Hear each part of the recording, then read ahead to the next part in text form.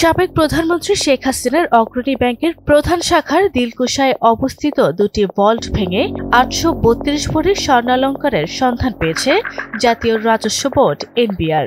মঙ্গলবার ২৫শে November NBR এর কেন্দ্রীয় গোয়েন্দা সেল সিআইসি এই ভল্ট দুটি জব্দ করেছে। এই তথ্য নিশ্চিত করে সিআইসির এক কর্মকর্তা বলেন, শেখ হাসিনা নামে অগ্রণী ব্যাংকের প্রিন্সিপাল ব্রেঞ্চে থাকা ৭৫১ এবং ৭৫৩ নম্বর ভল্ট বাংলাদেশ ব্যাংকের রেগুলেশন অনুযায়ী ভাঙা হয়। ভল্ট দুটি থেকে ৮৩২.৫ ভরি স্বর্ণালংকারের সন্ধান মেলে। একই দিনে শেখ হাসিনা নামে পূবালী ব্যাংকের একটি শাখায় রক্ষিত ভল্ট খোলা হয়।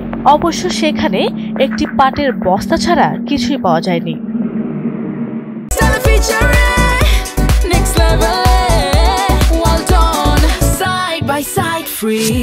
জানা গেছে, গত ১৭ সেপ্টেম্বর রাজধানীর দিলকুশায় অবস্থিত অগ্রণী ব্যাংক থেকে সাবেক প্রধানমন্ত্রী শেখ হাসিনার দুটি ভল্ট বা লকার জব্দ করে সিআইসি। এর মধ্যে প্রথম লকারের নাম্বার হল ৭৫৩, দ্বিতীয় লকারের নাম্বার ৭৫১। জব্দ করা হয় লকার দুটি। এছাড়া গত ১০ সেপ্টেম্বর পূবালী ব্যাংকে শেখ হাসিনার একটি লকার জব্দ করা হয়। রাজধানীর মতিঝিলের সেনা কল্যাণ ভবনে অবস্থিত এই কর্পোরেট শাখায় তার লকার নাম্বার ১২৮।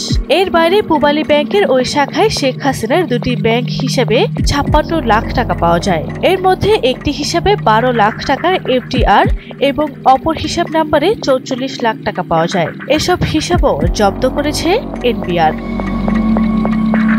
আরবি ইসলাম হিমু, এনটিভি অনলাইন।